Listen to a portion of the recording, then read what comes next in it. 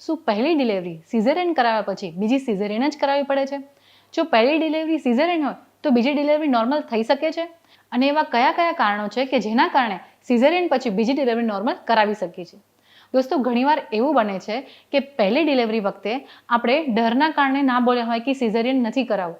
આ ઉપરાંત બેબીમાં કોઈ પણ પ્રોબ્લેમ હોય, બેબી અવિકસિત હોય, આ ઉપરાંત બેબી સાઈડ જવાવાળું પાણીનો ફ્લો ઓછો હોય તો ડૉક્ટર સિઝેરિયન કરાવવાની સલાહ આપે છે.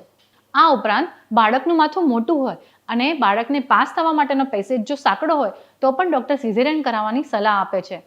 આ ઉપરાંત જો ગર્ભનાળ નીચે હોય, જેને પ્લેસેન્ટા પ્રિવ્યા કહેવાય છે, જો આવો કોઈ પ્રોબ્લેમ હોય તો પણ ડૉક્ટર સિઝેરિયન કરાવવાની સલાહ આપે છે. તો આવી રીતે સિઝેરિયનના અલગ અલગ કારણો હોઈ શકે છે. હવે આપણે જોશું કે જો આપણે બીજી ડિલિવરી નોર્મલ કરાવી હોય તો તે કયા કેસમાં શક્ય છે.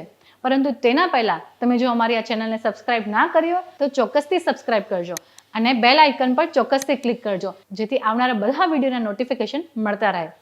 આ ઉપરાંત અમારા 3 વર્કશોપ ચાલી રહ્યા છે: વુમન વેલનેસ યોગ, ગર્ભ સંસ્કાર વર્કશોપ અને પ્રી પ્રેગ્નન્સી પ્લાનિંગ વર્કશોપ.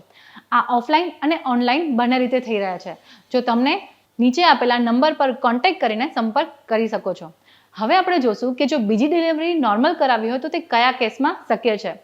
સૌથી પહેલાં તો જો બાળકમાં કોઈ કોમ્પ્લિકેશન ન હોય અને માતામાં પણ કોઈ કોમ્પ્લિકેશન ન હોય તો આપણે બીજી ડિલિવરી નોર્મલ શક્ય છે.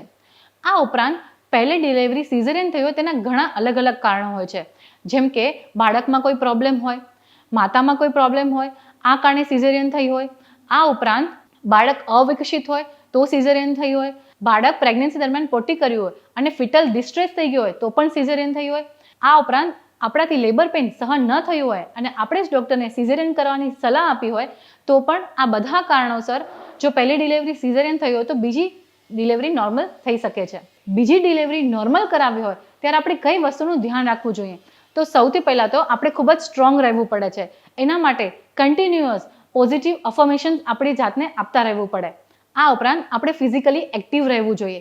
તેના માટે કન્ટિન્યુઅસ એક્સરસાઇઝ, પ્રીનેટલ યોગા જેવા અભ્યાસ કરતા રહેવું જોઈએ, જેથી તમે ફિઝિકલી એક્ટિવ રહો અને લેબર પેઇન માટે રેડી થઈ શકો.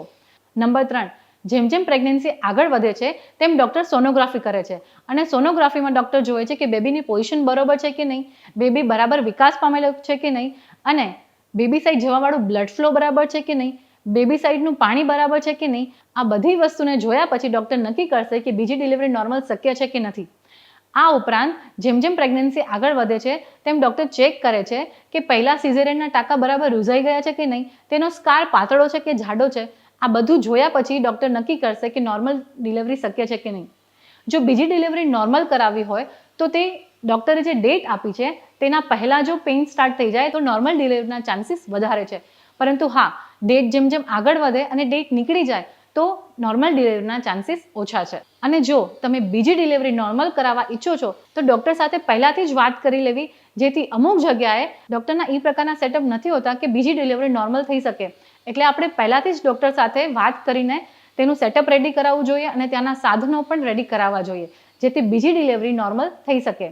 તો આજના વિડીયોમાં તમને બીજી ડિલિવરી નોર્મલ થઈ શકે કે નહીં અને કયા કેસમાં નોર્મલ ડિલિવરી શક્ય છે અને નોર્મલ ડિલિવરી જો કરાવી છે તો તમારે કેવી રીતે તૈયાર રહેવું જોઈએ, આ બધા જ પ્રશ્નોના જવાબ તમને ચોક્કસથી મળી ગયા હશે. આ ઉપરાંત પ્રેગ્નન્સી અને ગર્ભ સંસ્કારને લગતા અનેક વિડીયો જોવા માટે અમારી સાથે જોડાયેલા રહો. પ્રેગ્નન્સી પ્લાન કરી રહ્યા છો તો અમારા પ્રી પ્રેગ્નન્સી પ્લાનિંગ વર્કશોપમાં આપ જરૂરથી જોડાઈ શકો છો, જેમાં આપ શીખશો યોગ, ડાયટ, જરૂરી હેબિટ્સ, ડેલી રૂટીન કેવું હોવું જોઈએ અને હસબન્ડ વાઈફ વચ્ચેનું ટ્યુનિંગ. આ બધું અમારા આ વર્કશોપમાં તમે ચોક્કસથી શીખી શકશો.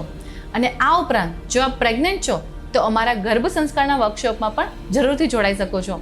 અગર આપ સુરતમાં છો તો અમારી સાથે ઓફલાઈન પણ જોડાઈ શકો છો અને સુરતના બહાર છો તો અમારા ઓનલાઈન વર્કશોપમાં પણ જરૂરથી જોડાઈ શકો છો. કોન્ટેક્ટ કરવા માટે નીચે ડિટેલ્સ આપેલી છે, તમે જરૂરથી સંપર્ક કરજો અને અમારી સાથે જરૂરથી જોડાજો.